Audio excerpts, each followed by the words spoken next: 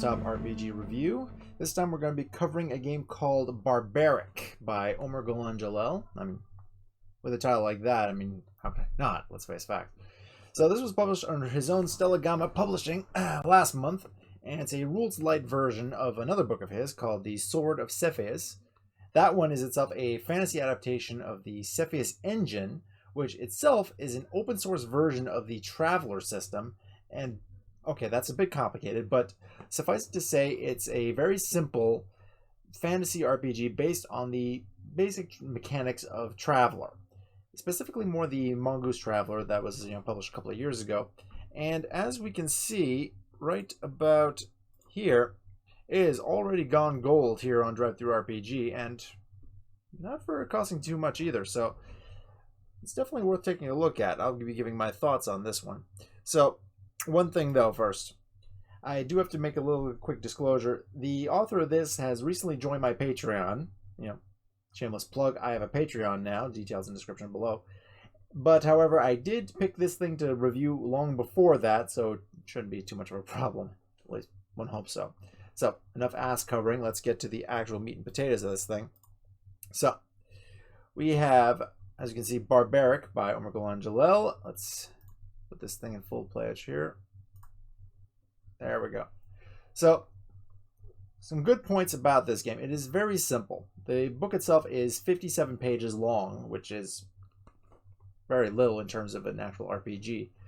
And it covers everything, pretty much everything you need to know to run a quick and dirty convention game or a pickup game when your main stay, like D&D or whatever, is not available due to lack of players or simply lack of time.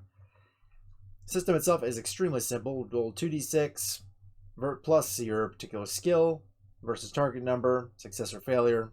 Easy to learn. Very small number of skills that cover everything you need to do. And everything else is very simple. Now, art-wise, there's a couple of actually very excellent pieces here. The game itself is made up largely of, as we can see here, open gaming license content. So, stuff from the Cepheus engine, as well as stuff from other engines and systems that have, well, at least adapted from other system and engines that have a similar Creative Commons kind of licensing. Now, this is both a good thing and a bad thing. And the one thing, on one hand, you're sure that stuff is always cross-compatible with whatever other things you happen to have that you want to run. So you could use this to run other different kinds of adventures using a similar system. So anything compatible with, the Traveler system or the Cepheus engine for that matter. However, it does leave a certain lack of flavor, I would say. There is a certain amount here, like in the selection of non-human races that are available. It's Omer, so you're going to have geckos and lizard folk. That's just a given. But on the other hand, you do find a lot of, I guess the thing I'd say is generic material, in the sense that you've seen it before in other OSR, different OSR publications, for instance.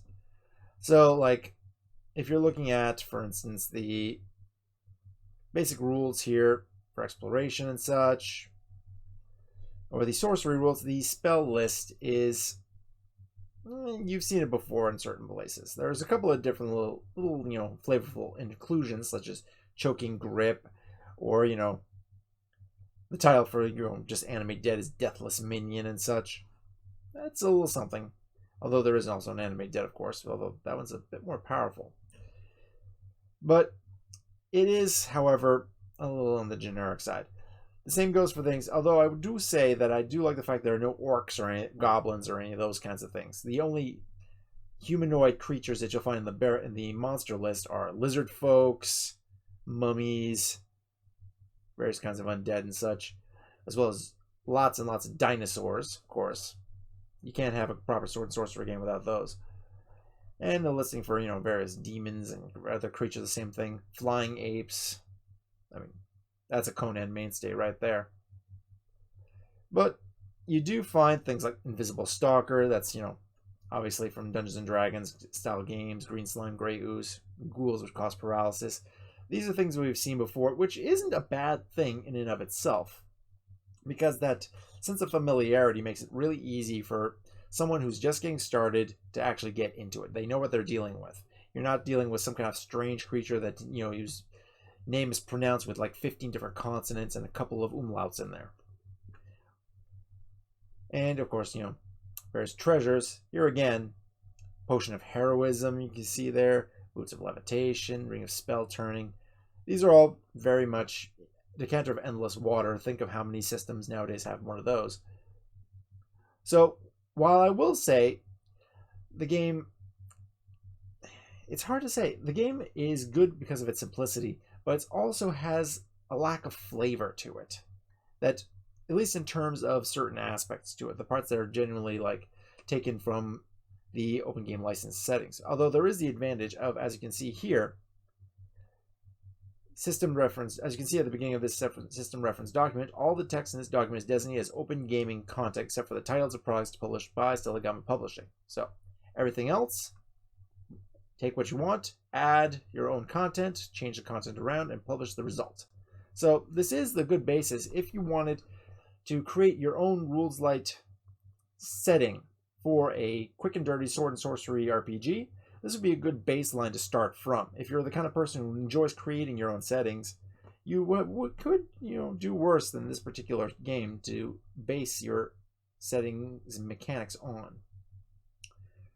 So there are a couple of interesting little tweaks, however, that do set it differently. So you have various traits that acquired by characters that impact their abilities. There are no disadvantages, however. So you're going to be having characters that are fundamentally competent at what they're doing, depending on what they're doing specifically. And the same goes here. Combat moves. Characters with high combat skill can choose one combat move in lieu of a trait, depending on the prerequisite combat skill. So this was also found in the original game. This is from the Sword of Cepheus, where different traits would have prerequisites depending on their potency. This can range from some slight bonuses to range while firing arrows, having increased ability to fight with one-handed and increased armor protection in the process because you're able to dodge and weave as you're using that combat style, all the way to having extra attacks due to being a singular whirlwind of death, for instance, that requiring high combat skill. Also combines with other ones too, so naturally you can do some pretty nasty things to your enemies, and of course if they have these traits, they can too. Experience system here. This is going to be very, very quick. There's even an even faster version, but you get 1 XP per adventure completed, and at 5 XP you go up in rank. So you start out already experienced, and you keep going up, and you gain a whole bunch of things. You advance up to 4 times. Most NPCs do not rise above the expert level. Higher ranked NPCs are rare and unique. So it gives you also a good baseline for the level of skill that the players should be encountering in terms of their adversaries. You also have hero points. For those who don't enjoy things like hero points that allow narrative manipulation, i.e. you spend one and you can add something to the particular scene or things like that. You see that kind of stuff in more story game things like Fate or the like. Here it doesn't do anything like that. It allows you to re-roll on, for instance, Mortal Wounds table, or for critical fumbles during sorcery, or to alter an enemy's die roll or your own die roll to take the better results. That includes damage, so these things can save your ass. One interesting thing is that each player starts with 2 personal hero points, and the additional number of hero points equal to the number of player characters present that session. So if you can get a bunch of people to show up, you get more of these things. And each time a player succeeds in a skill or characteristic throw of at least 8+ and surpasses the target number by 6 or more, the group hero point pool gains another point. So there is a way of getting more of those. Basically by just, kicking ass and taking names, you get more opportunities to do so. So that's a nice way to encourage people to actually get into the action and do things that require rolls, that, to risk failure. So equipment list, pretty standard, nothing too out of the ordinary there. Optional encumbrance rules. So this is definitely the kind of thing where if you don't want to deal with it, don't have to. Combat, some basic ideas.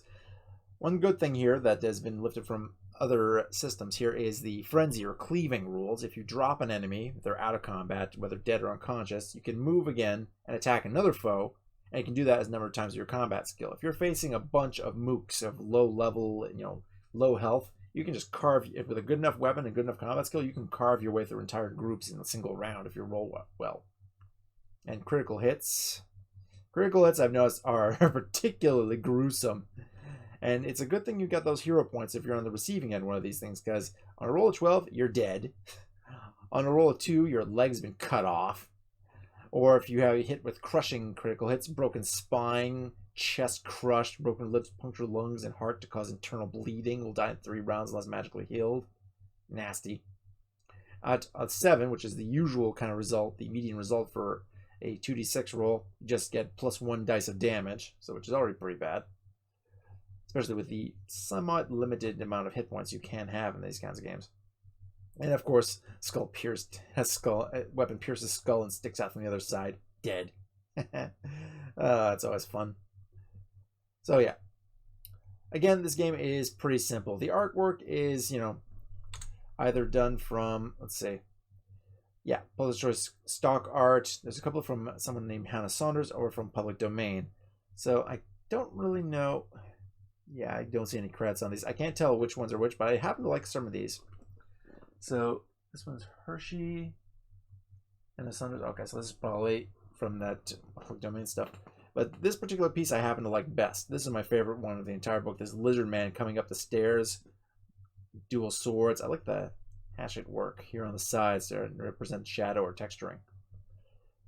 So yeah, this game is fairly simple, but it can serve as a good baseline for what you're looking for, if what you're looking for is rules light. And if you want to add a bit more crunch, you can go back to for instance, the Sword of Cepheus that this was derived from, and add more rules from there. One thing I would actually include would be the Traveler-esque career system that exists in that one, which, is something that really sets apart that particular system from other fantasy systems. Except maybe, I guess, Warhammer, but even then, it doesn't have that random factor where you just go from one career to another, roll to see what happens to you, and perhaps get, booted out as you, suffer an injury or get, hounded out of the service and become like a vagabond instead of a fighter for at least a couple of terms before you end up becoming a full-time adventurer. So yeah, beyond that, there's not much else to say. The game is, as I said, very simple. The magic system has a couple of little tweaks to it, in that the sense that it takes a long time to cast an actual spell. This is more ritualistic and ceremonial than just, fire and forget. You can cast spells quickly, but that requires either having a specialized focus that allows you to do so, or casting quickly, which increases the chance of critical failures, and critical failures unleash some particularly nasty consequences, like making certain you're lost in space and time. Casting your spell, you glimpse the essence of creation unintended for mortals to view, suffer from feeble mind per the spell. So you're just, left drooling in a corner from bestowing yourself upon the infinite. Yeah. All sorts of nasty effects that can happen to you or the people around you. Infected with monstrous exoplanar disease will kill you in 1d days unless you are successfully making a physical 6+ roll. Disease is contagious. Oh boy. And of course now the DM has to describe exactly what monstrous extraplanar disease implies. Oh yeah, that would be nasty. So yes, Barbaric by Omer Golan Jalel, published by Stellagama Publishing. Stellagama, incidentally, is one of these gecko things. So you can see why geckos tend to feature quite prominently in his work. So yeah, goes for currently $377 Canadian. It's currently on sale. Normally goes for $503 Canadian. That's in PDF. Soft cover is $755, and the PDF soft cover combo is currently going for the same, or $12.59 Canadian when not on sale, or of course your regional equivalent. If you're looking for a simple RPG that focuses very much on getting you into the action quickly, doesn't take very long to build characters at all, isn't going to require too much headway or prep in order to actually get a game going, this is probably something you should look into. If you're looking for something that has a bit more legs to it, in that you have a lot more room for character building, or for long-term campaigns with a lot of development in terms of mechanics, you might want to go more for the Sword of Cepheus if you're interested for this kind of system, because that one's going to have a lot more crunch that you can sink your teeth into. However, if you're really just interested in something you can pick up and play, I recommend taking a look at this one. Besides, it's not going to knock you down, your bank account down by more than a couple of bucks. If you can afford to get a cup of coffee, you can afford to pick this thing up. All right, so that's pretty much all I got to say on this one. I'd like to thank everybody for watching. You can find me on my socials or on my Patreon page. Again, link in the description below. And I will see you next time for more reviews. Until then, bye-bye.